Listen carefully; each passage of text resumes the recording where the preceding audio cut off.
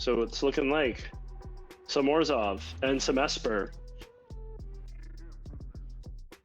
I see Azorius. It says Azorius. It's an Esper list. All right. I see those tricky little eye twitches being in there. All right, and we are in.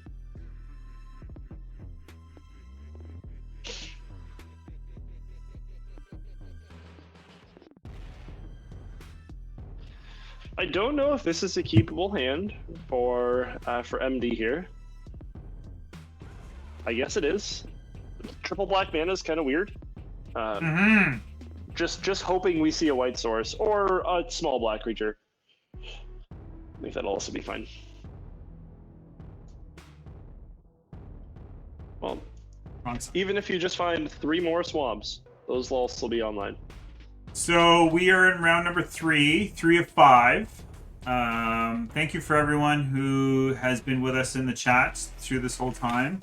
I really hope that you've followed along and you're taking part in all the little mini giveaways. I know it's not much, but they're a lot of fun. And hey, free magic cards or arena codes. I don't know. Just can't go wrong. Yeah, I think it's pretty cool. Why not be incentivized to play the game that we all enjoy and love? I know. That's what I keep saying to myself. I really am excited to see how this Esper versus Orzhov is going to play out, knowing how grindy the Orzhov is and how much mana not mana, how many cards the Esper deck can draw. Is the round started? Yep. You did put it started? You said it was being put out. Ah, yes. My apologies. I failed. It's all good. I do it. That's okay. So it'll start now. Thank you. That is fun. I just got so excited to watch more Magic. Nobody is perfect. I remember like it was 20 minutes into a round and they're like, can we start? I'm like, yeah. Please go ahead. So it's all good. All right. So I love. I mean, for MD, it really worked out. That Plains came at the right time. This Lolth is just going to come down and just start generating a ton of value.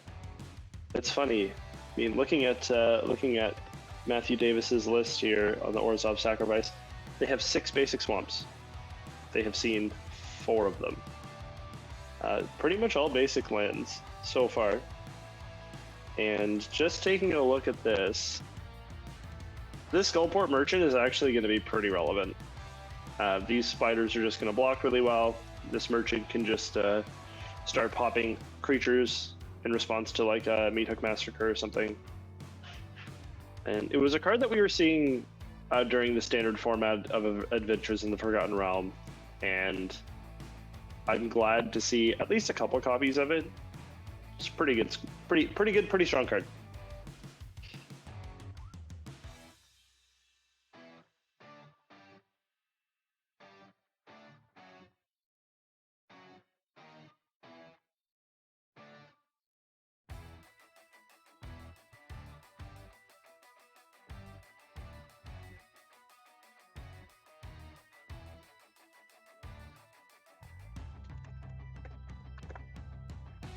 All right, let's see.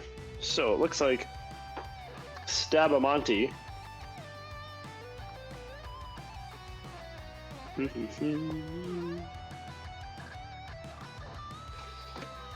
Tournament that I've had players be very aware of the channels that they're in and what channels their opponents are in the Discord. It's actually kind of cool to see them unfold and talk about it. Usually players don't even pay attention to what channel they're in. They just share their screen and play their matches, but these players want to be in the right channels and they want to be against the right people. It amazes me yeah. when everybody in the waiting room turns their screens on, because Yeah. 100% their opponent is in the waiting room. It's all good. But it helps me. Yeah. Well, you know, this channel is all about content and providing as much coverage as possible. And when somebody can share their screen, it's just so nice and awesome for us. Well, and we're watching you, so if you're gonna cheat, there's bigger issues. Yeah, exactly. Oh, 100%. No streamer screen sniping over here. Yeah. Although that's a big saying here for us, or an inside joke, is if you're gonna cheat, make sure you're on screen. Yeah. You're live on camera when you do it. Because it's happened a few times. Yeah, it has. Oh Lord. All right, so we just had a pretty aggressive line here. That Hive of the Eye Tyrant just came in, kind of acted as a little, like a little sweeper, I guess. Absolutely. Three creatures. He ate 3 creatures. I thought that was amazing. Yeah, but the thing is, like, this wedding announcement is just going to keep dropping more. Fortunately, we've got another Lolth. That's why the last one wasn't protected with a spider blocker. Mm-hmm. I think Lolth is the move here. Make a couple spiders, and just hope opponent doesn't have a Meat Hook Massacre to kind of wipe this board. Which he does not. He does not. Which is, yeah, I mean, MD doesn't have that info, but I think this is just the correct line based off of how this is going. So that next turn, Lolth can draw a card, and yeah, Lolth can also just exist on the board as creatures are dying.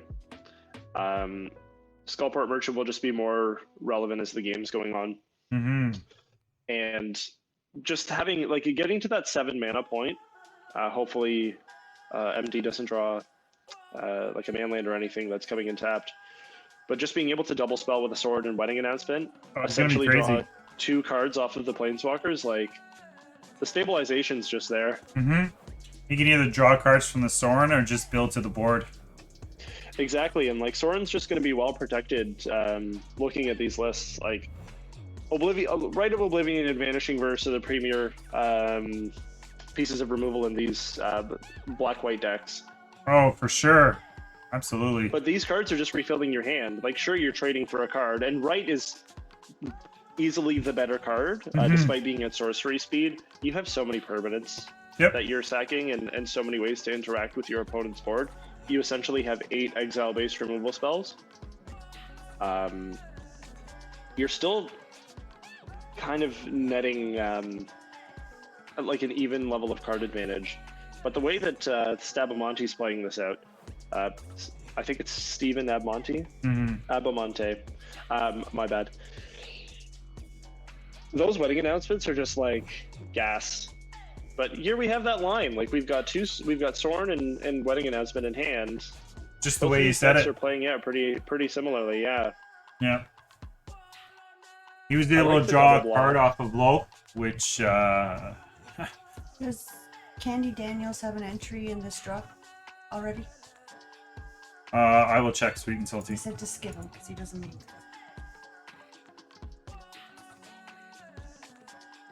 He does, and I can't remove him. So if I pick him, I'll just pick another person. Okay.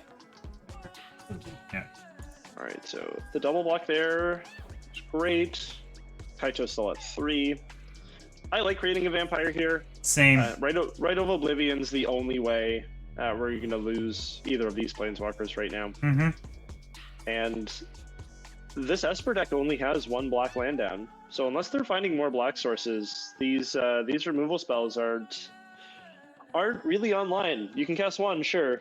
They have the other one in hand. It's the pathway, the blue-black pathway. Perfect.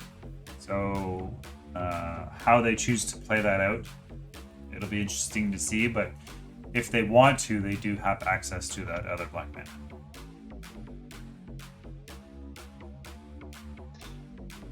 In terms of raw card advantage, like, this Eye Twitch is not getting in. And I could see Vanishing Verse hitting a Lolth. Sorin's also a good card to get rid of. I mean, both Planeswalkers are going to die here. Sorin's going to die to combat, and we're going to lose Lolth to the Vanishing Verse. Which isn't ideal. Yeah, I think just let those attacks go through. Certainly not ideal, but these wedding announcements are slowly going to ramp up value. I would even suggest attacking with 2 creatures. So what you're looking at is wedding announcement drawing you cards, and drawing 2 cards off of swinging with 2 creatures is pretty sweet when the board is like this. Necrotic Fumes is going to get rid of, I want to say probably the Skullport Merchant, as it's just another way to net card advantage, and if you're not hitting the Skullport Merchant with that, you're just going to be down a card and a creature. Or I'm not sure if it's a creature or a permanent. And I really like these Esper decks evolving into playing Malevolent Hermit. A lot of these decks are tap-out style decks. Oh my god, absolutely. And being able to counter something. Countering with a creature on the board, and then also playing into some of these other like Hanada decks that are playing counter magic, and having a card that's just allowing all of your spells to resolve is pretty sweet. It's very versatile. And having a Meat Hook Massacre here, I can see a lot of value in that. Yeah, I think it'll just be a great little reset engine. So perfect. Swing with 2. Wedding Announcement's going to draw you a card. Play the next Wedding Announcement. It's going to draw you 2. And then you're just closer to flipping. Yep. I think the creatures aren't as valuable right now. Agreed. So Vanishing Verse here is going to come down for Anoint. It's going after the 2/3 Vampire. Oh, sack it. Yeah. Perfect. That's essentially a waste of a magic card right there. Yep. It's like having the Oven in play. It always made all your removal spells pretty much useless. Yeah. Cat Oven. I mean, I was trying to play it in Historic to medium success. Like, I guess the Vanishing Verse hitting the Flying Vampire, like there was no way Kaito could live through the Menacing Creature and the Vampire. Yeah. And I understand protecting Kaito, but Stabamonte has a lot of cards in hand, and I'm gonna switch over to their view really quick, just to see. What is their name in the Discord? Who? Stabamonte. It is. I got it. Yugu. I want to say that's correct. I'm not so sure. We just call him Fuji. Yeah. Oh wait, sorry, it's not Fuji. Oh, my bad. It's another Esper player though. Well, you know what? I can't find them unless they're up in the top. Oh yeah, I found them. Never mind. So I'm gonna just check in to Stabamonte here. What table are we on? Sweet and salty? I missed it. I think table 7 or 8. Let's see. Table 7. 7, yeah. Yeah, so Stabamonte is in the waiting room up top. I just wanted to see what they had in hand. So if you can make the concession to just kind of sack your Kaito and keep the Vanishing Verse up. Because these Skullport Merchants are, like, they're pretty relevant cards right now. And they're just really great at not only protecting themselves, because you can sack one with the other. Yep. I like Rite of Oblivion hitting these Wedding Announcements. Sakurai Twitch. There's another one in hand that we know about. I think Mascot Exhibition here is going to be the move. You're at that late game kind of stage. Oh, absolutely. It just creates so much board presence that, I mean, that's why it's sometimes a game ender, a game finisher. I don't think he's going to win the game by just playing it, but he does put himself in a position to start taking over the board. Exactly. And what's really nice about Mascot Exhibition is the creatures it creates are multicolored creatures. So Vanishing Verse doesn't hit any of them. Correct. Right. Which is surprisingly important. Yeah. Absolutely. Yeah. We do have this pesky little spider. So even with the announcements flipping, actually, you know what? It's not even going to connect, but we'll have the announcement flip on MD's side as well. If you cast Mascot Exhibition and create that 4/3 Inkling, eventually it'll be out of reach for these spiders. So let's see, like this Hermit's not online right now, being able to counter a spell, but the board state that Stabamonte's just created and established is quite nice. What's actually super sweet is this Massacre is going to wipe the board, and Skullport Merchant's still going to get a card back. Yeah, but unfortunately, he's not going to be able to attack into Planeswalker at all, which is unfortunate. Ooh, definitely not. Kaito. Yeah. I think he's just doing it for fun. Well, you do it because Wedding Announcement's still going to draw you the card. Oh, right. Duh. I think that card is a lot more valuable than just a 1/1 at this stage in the game. Yeah. But let's see.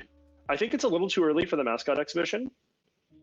I think getting this Malevolent Hermit down and having a flying threat, and then just being able to flash in your Wandering Emperor would be what I'm looking at, because you can flash in your Emperor if the attack comes in at Kaito, and yeah, all of a sudden you're in a pretty nice spot. I don't know. That's the line I would take. I could see Mascot Exhibition coming down and just trying to establish some board presence, especially like. I think that's my line of play. Well, like a 6/6 Elemental is pretty relevant, and looking at Matthew Davis's list. Oh well, my dog heard somebody outside. It's all good. Oh, tomato sauce. She'll sort herself out in a second. She's just a 13-pound little Italian greyhound, so her barks are more just like little yells. So I really like this Rite of Oblivion. I don't know if I'd take the Meathook Massacre.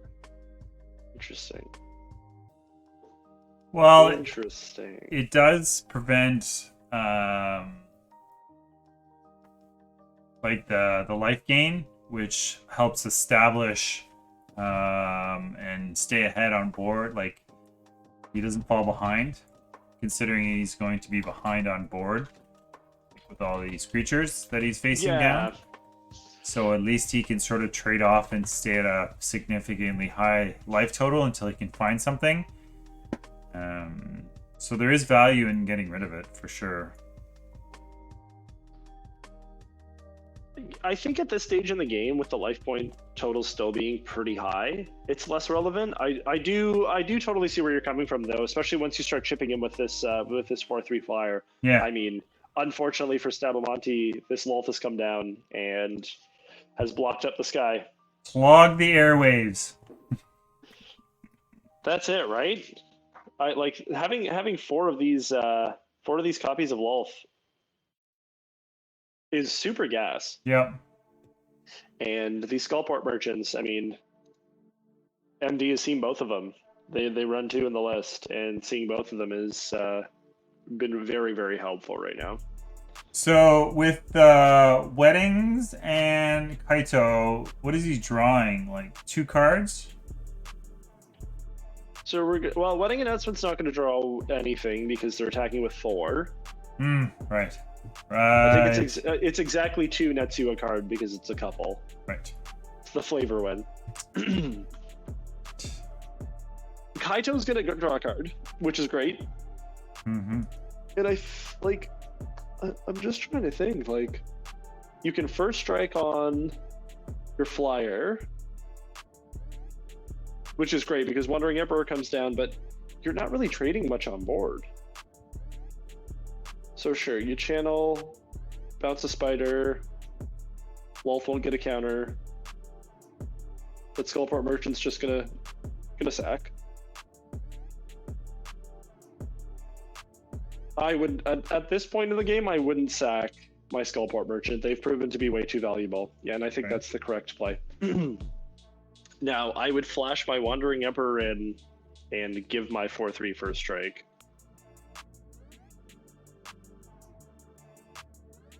Just to, yeah. So that way you don't lose the flyer, eh?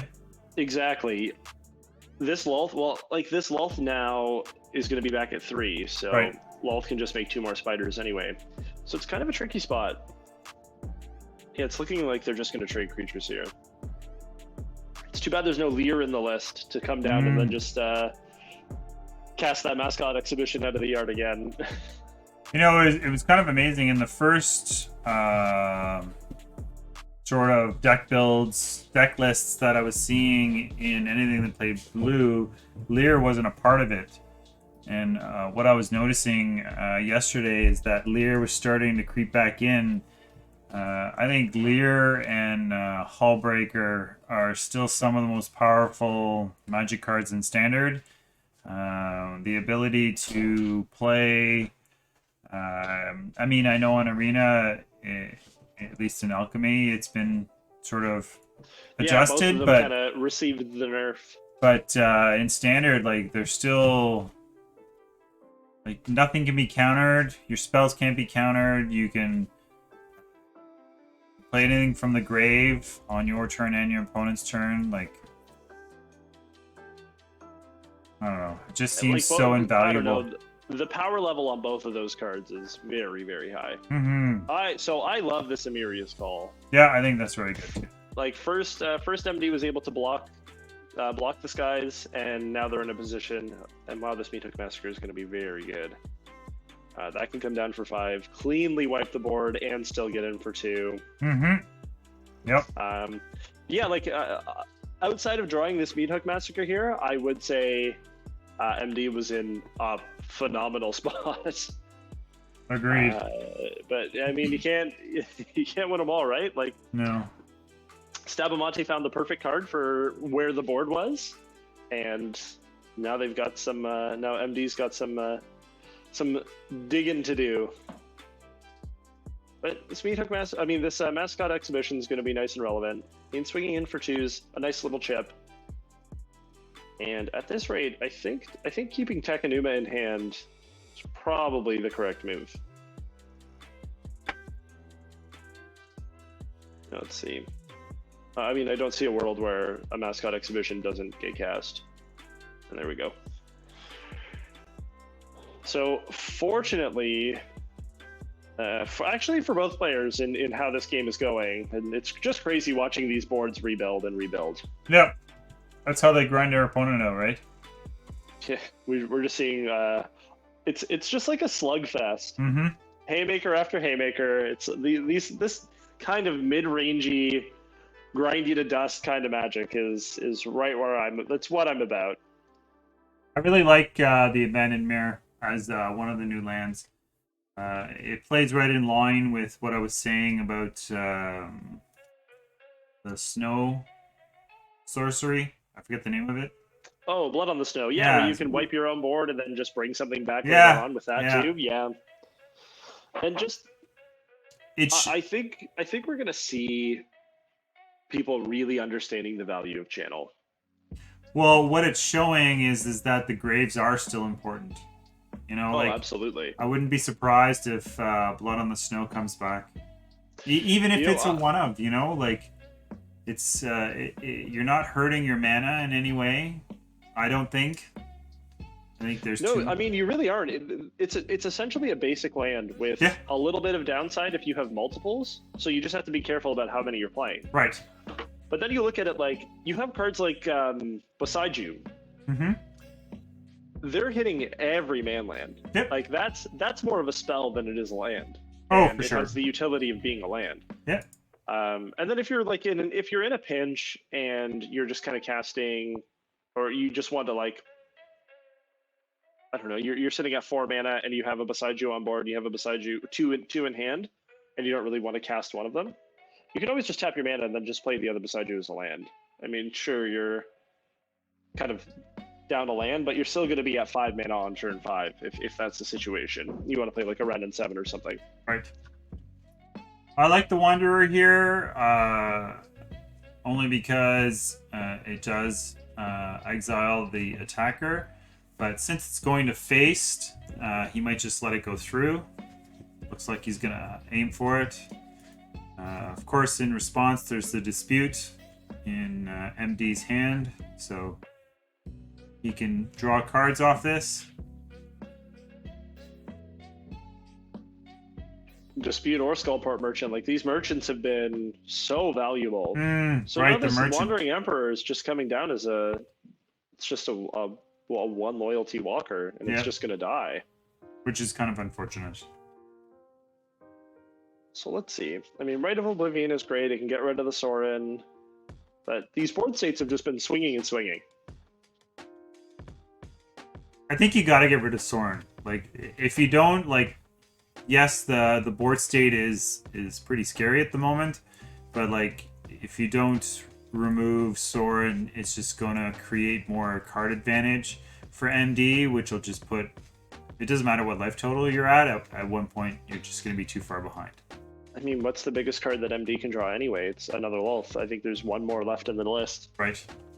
And that's 5 damage, but I'd trade that 5 damage to kill my opponent. Yes, sir. That's not a lot of great value. I don't know if I love that. No, no.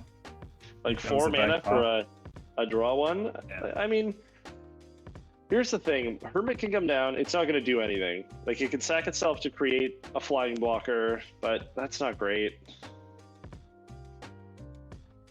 I mean, boards are pretty similar. There's only the one. What's iTwitch is now a 4/4 flyer, so kind of relevant. Like, at this stage, what do we want here? I think we want to get a Hermit down, and then start just popping the Hermits and then casting them as cards, just to get more flying bodies. Like, a 5/5 flyer is relevant with the way that this game is going. Mm-hmm. Absolutely. So let's see. Like, I like the plus on Kaito, just thinning the deck, getting rid of these lands. But I would just cast the Hermit.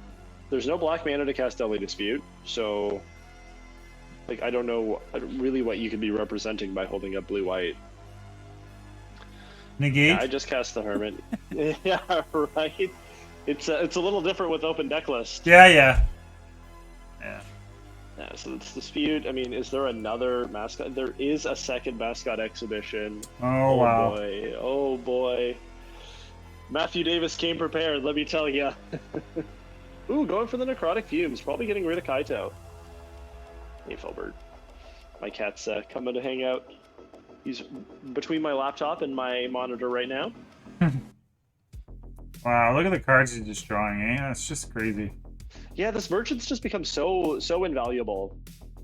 And I haven't seen them been played this way before, and I think they're just great grindy cards.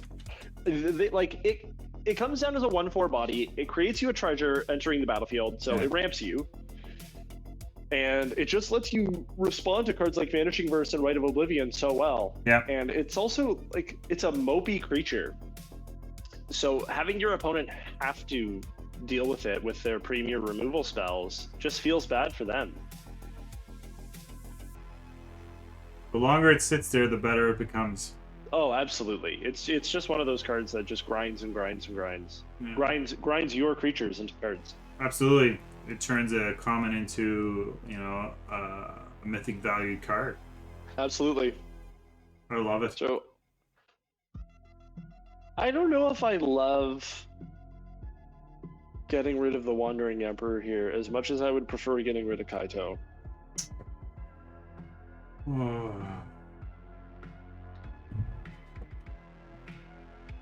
Yeah. Like, I think unless, well, there's another Rite of Oblivion, so it's fine. Both are going to be gone anyway. Huh. But I kind of liked, like, you can even leave the Wandering Emperor up. It's going to create, what, a Samurai? Or exile your tapped iTwitch? There are only so many other cards that you can be pulling out of the sideboard anyway. Right. Okay, so Felstinger is going to sack this iTwitch, find a Mascot Exhibition, and draws you 2 cards. So that's real nice. Mm-hmm. I mean, he has to go for the mascot, eh? Yeah, and then if you do find yourself with another iTwitch or something, like if Matthew Davis is playing a copy of Takanuma or something, or has a way to bring cards back, if you just sack the iTwitch again, you can just loot if your hand is just lands. Mm-hmm. You know, these dogs, I played with them in the pre-release that Sweet and Salty and I did, and I mean, in the pre-release, you know, always drawing a card is very, very much value in kind of sealed environments. But like seeing them in these kind of lists, drawing a card and then having the weddings just make them bigger, like they seem like such a invaluable card. I mean, they replace themselves. And the deck has the ability to make them grow taller, which just makes them better blockers or attackers, depending on the board state. Yeah. I mean, they come down and no matter what, they're doing something. And if you can't remove them off of the board, they're always going to be relevant. Exactly, you know, and like, especially if you're using them to trade 1-for-1 cards, you're going to win in that game because you already netted a card when it came in. So... Zombie did mention wedding announcement is it's 2 or more creatures, not just 2. So you can attack with your entire board and you'll draw a card. Right. I was just going to say, shows how much I actually play the card.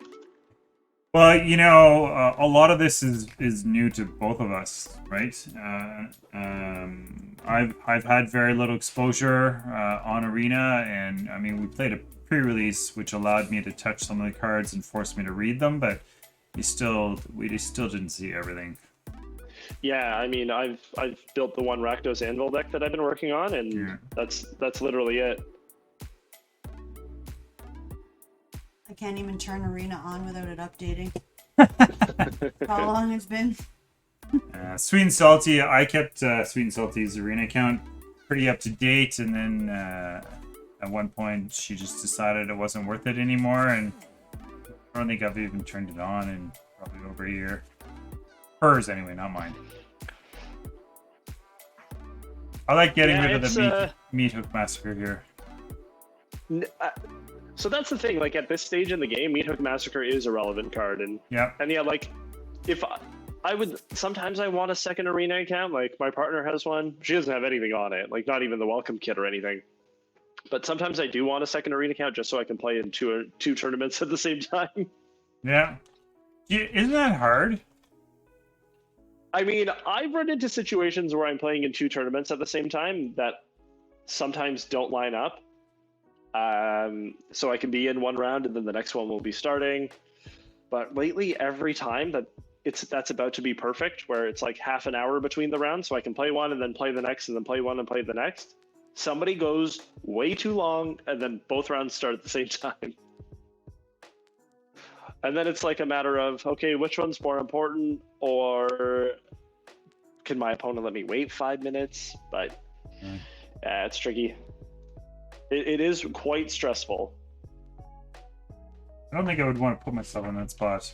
Although, I mean, I would love to... Oh no!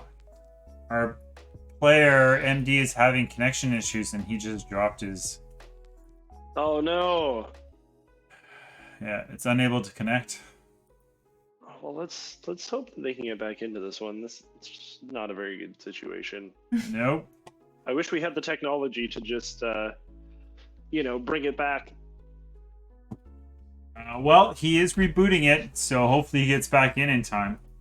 Well, what I'm looking at right now, at least on Stabamonte's screen right here, is they've still got 3 timers. So let's hope this rope keeps them alive. Agreed. Mm-hmm. And like worst situation, this Meat Hook Massacre is not going to resolve. But I mean, like great timing to sack that Hermit. Oh, for sure. If you're Stabamonte, it's just like, oh, I didn't know this was going to make my opponent disconnect, but I'm not upset about it. But you just got to hope. I mean, you never want any matches or anything to end like that. We've got 2 hourglasses remaining. Zombie Magic is saying that we lost Faceless Haven, which was a big draw to using Snowlands, and I agree. Yeah, absolutely. But I forgot that card got banned. It got banned? Yeah, it got banned. Why? Because it's such a powerful card. It's a 4/3.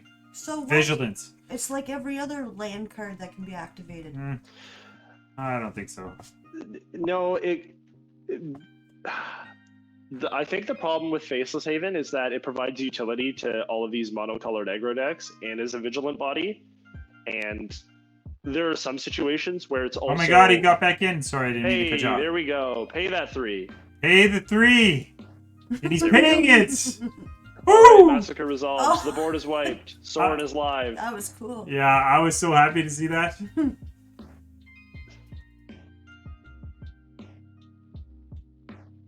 That was awesome. I can't believe they banned Faceless Haven. Yeah. That's so stupid. So, what's really wild is that we're in game 1, and MD has 14:51 left on their clock. Stabamonte has 9:52. Both of these decks are so tuned to just beat the crap out of each other without really, like, you commit to the board and then it's just gone. Yeah. Like, these players have the potential to just deck out. There was the match in one of the preliminaries in the last few months where it was similar decks, and they literally played one round, like one game. One game, and then it's just done. Yeah, and then it was done. Yeah, like if I'm Stabamonte right now, I definitely would have exiled that Rite of Oblivion out of the yard. I think that was a bit of a miss. We got 2 flyers. Like, this mascot exhibition is going to come down. I don't know. I think MD's just in the better. They're in the driver's seat here for sure. Oh, time wise. Time wise, absolutely. For sure. But just like looking at how this is going, I'd Rite of Oblivion, sack the treasure. Yeah, get rid of this Geist. So sure, we can deadly dispute it and add a couple cards. Yeah. And let's see. Like, I wish I could see how many cards were left in both of these players' decks, because this could come down to just decking out. Well, we'll have to just keep our eye out and see if they scroll over their decks. Yeah. Let's see. Let's hope MD didn't disconnect here. No, I'm still seeing. No, they're good. Yeah, I think They probably Monty have a is double trying to dispute or decide something. on how to play it all out.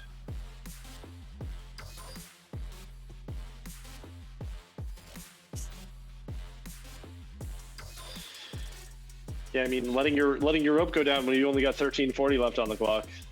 Let's hope this vampire comes in. Oops. I think there was a bit of a miss there. Let's see, is MD disconnected again? It kind of looks like they're not taking the game action. They're letting their clock just kind of wind down. There we go. Okay, vampire swinging in. Yeah, looks like their connection's a little choppy. Mm-hmm. You know, as someone who spent 9 months fighting with Rogers and connection issues, I understand the frustration. And as shitty as it is that, you know, a game can be decided by something that, you know, he has no control over, it's just unfortunate. Oh, absolutely. Well, let's see, like, we're getting the full refill, Shanley Gas resolving. Mascot Exhibition is just such a great card, eh? Oh, it's a house. Now imagine casting Mascot Exhibition with 3 wedding announcements on the board. Yeah. Yeah, that would be awesome. All right, let's see. So looks like we got a Hermit coming down.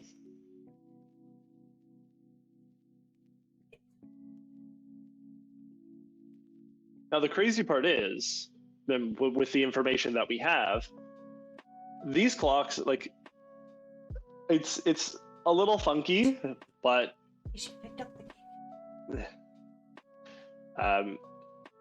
just playing into what's going on right now, like casting this Geist that has to resolve, like MD has the trigger of wanting to dispute or not. Yeah. Do you think Merchant is better than the Noodle Seller guy? Yeah, he ramps, but he's so much less mana effective. In the chat, what do you think? So to answer Void Grandma's question, I think I think the Dockside Merchant, I think it's Dockside Merchant, is the better card in an enchantment-based deck. So I was alluding to working on a Golgari enchantments deck using the Cameo of Transience and the little sprite, and then running like a pretty efficient creature package, Right. all enchantment-based creatures. And I think the Dockside Chef is just the better card for those situations. I think when you're playing more of a Rakdos-y style or a deck that needs to get to 5 mana and is playing cards like Lolth, Skullport Merchant is just a little bit better. Mm-hmm. I think he lost everything. Yeah, I think MD is definitely having problems here. Yeah, he's Oh, not even brutal. not even in the Discord now.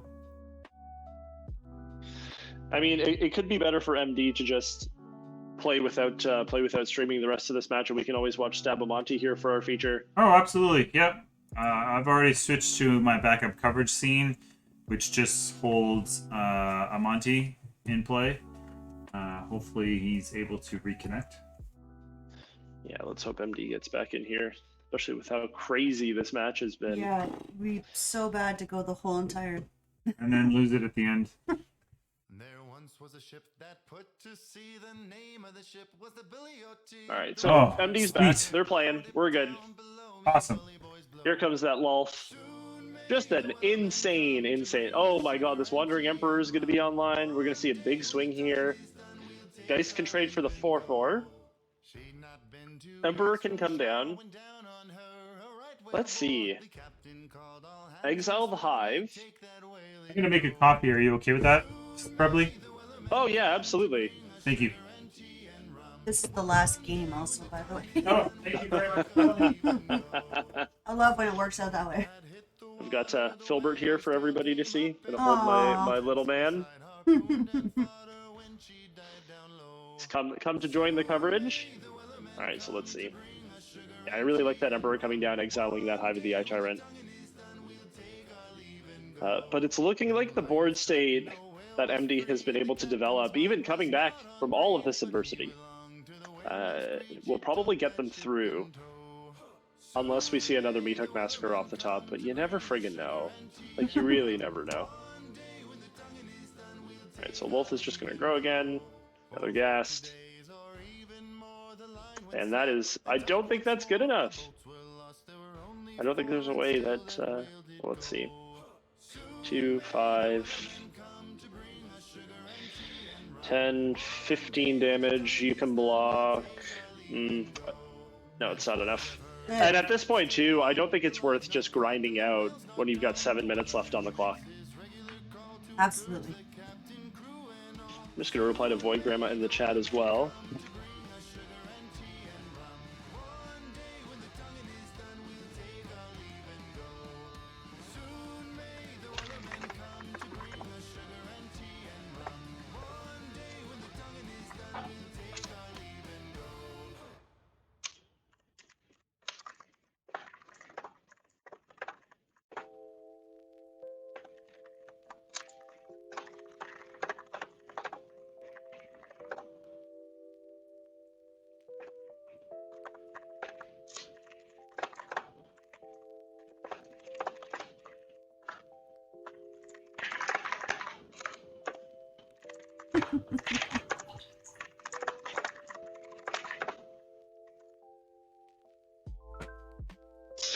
All right, so looking at sideboarding here, I think Hermit is way too relevant as a card in this matchup to just not play all 4 copies. I would love a second Legion Angel as well, just having access to those big flyers. They proved to be very, very relevant to be attacking in the sky in game 1. So Hermit turns into a flyer. Legion Angel, just being able to see your second Legion Angel. Sure, you're not going to be able to pull the third one out of the sideboard, but just having that access to the second Legion Angel would just be huge. I like cutting the gas. I like cutting the Deadly Disputes. So we'll see how this goes.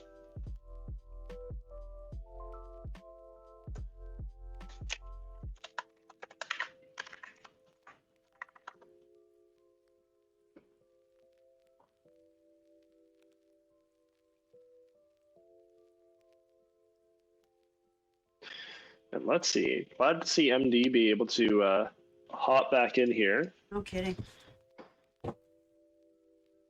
And this is our last match. I mean, this one will probably just go to time. Oh, I lied. There's 2. Nope. It is now the last match. I don't know what I'd do without coffee. I'm about to need a second one myself. I was just gonna say to Scrubbly, at any point you feel the need to get up, stretch your legs, grab a coffee, like just don't be shy, eh? Be my guest. Let me know. You know what? I might take that opportunity now. Sure. While we're playing out this match, I'll be back in probably 5, and hopefully I'll catch some exciting action to close this round 3 out. For sure, absolutely.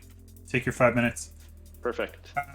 I'm really excited that MD. It looks like he is not trying to stream anymore, and I think that is definitely helping his Arena client For sure. make everything smoother, which is just such a good thing.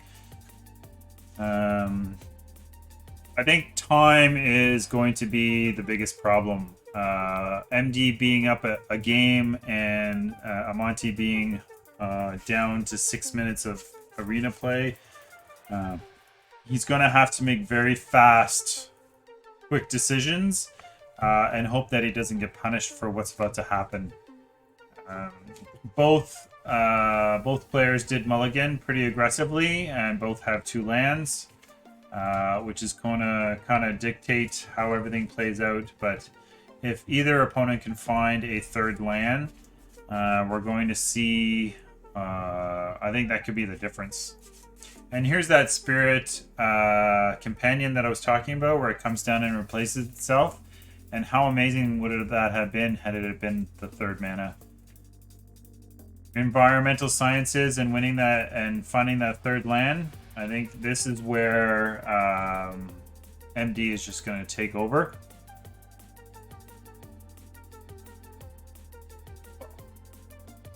Yeah, it doesn't matter what you like, what kind of deck you play. You just can't play without mana. Losing any game because you don't have mana is probably one of the worst feelings ever, in my personal opinion. It's kind of like a bit of a board stall here. Yes, each opponent could just attack into the board and trade off. I don't really see much value in doing that. Well, MD just went back live. No way. It's in the waiting room.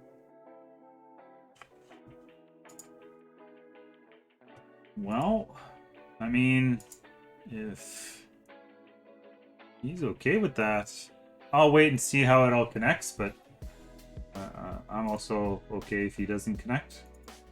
Yeah, I don't want to message him and screw up anything. No. No,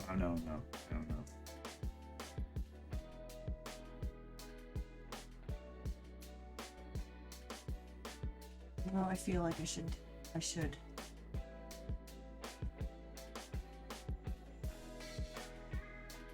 Maybe he just feels like he's in the driver's seat. There is his 3rd and 4th mana, which is awesome.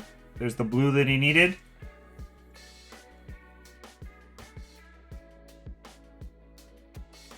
Twitch is going to come down, present as a blocker. Skullport Merchant being on the battlefield is such a huge advantage, as we've seen in other games, being able to draw cards by sacking things. I really like this combat step.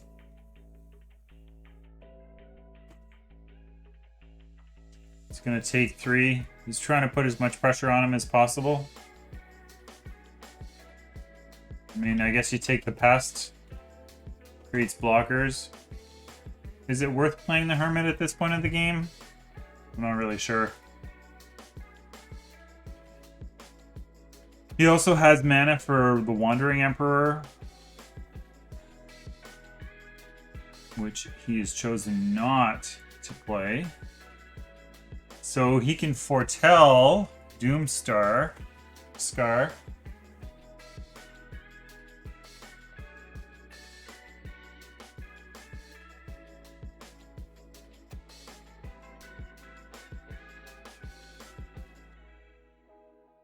Playing that for 3 mana can prove very powerful. These creature lands are just going to get around Doomstar all day long, though. I don't really see. I don't think that is going to play out as much value as he was hoping.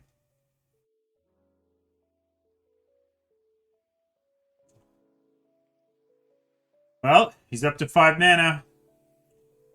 Well, what can he do with it? 5 mana. He can play Hermit and a Pest, or 2 Oblivion. So it looks like he just might be playing 2 Oblivion or playing an Instant Speed Wanderer and getting rid of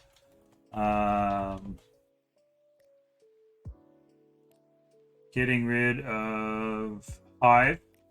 Oh, wow, he's just attacking in with the 1/4 Skullport Merchant. That's a really brave play. So he's going to chip in for 1, which is excellent. Oh, Mascot Expedition here. Could be the nail in the coffin. The Wanderer is going to come down, and I guess the Wanderer makes it 2/2. There's no point in plussing it, right?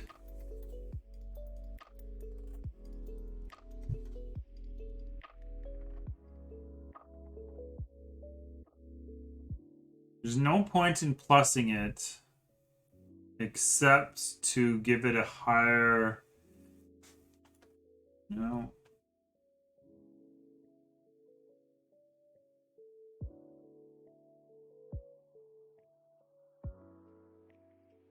So pluses it to 4.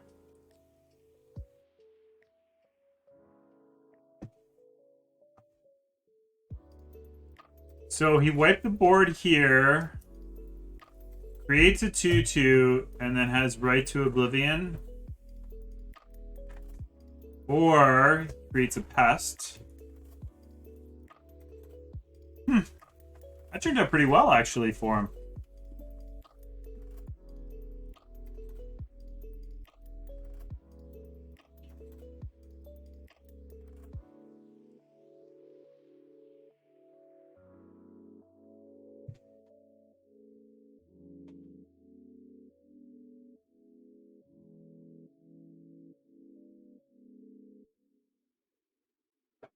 I like playing the Plest here because he's just adding to the board. A Massacre, a Meat Hook Massacre is very good as well. And a Vanishing Verse is going to take care of the Wanderer. Wow, this was a total game swing. He was able to wipe out MD's board, build his own board, and now his board just got wiped. Oh, that was just insane.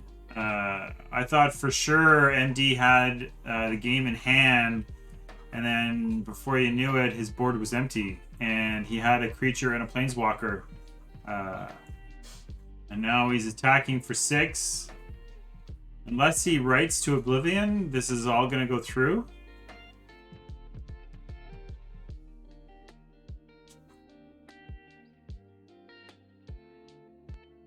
Yeah.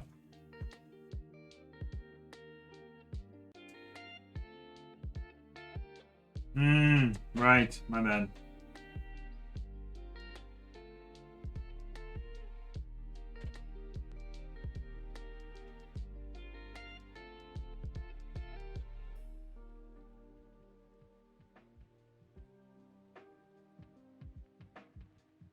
At least trade for one of them.